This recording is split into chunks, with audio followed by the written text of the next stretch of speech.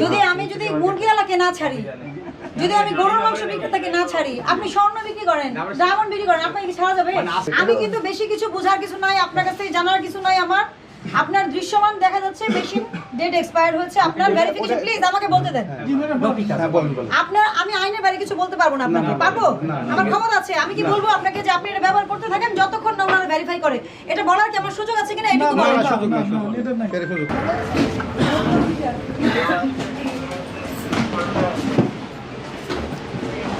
আপনার machine calibration কবে হয়েছে? ডকুমেন্ট একটু দিতে হবে।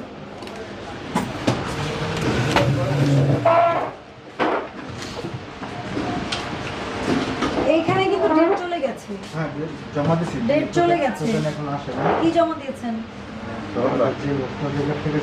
ভোক্তা অধিকার থেকে দেয় না, এটা বিএসটিআই করে।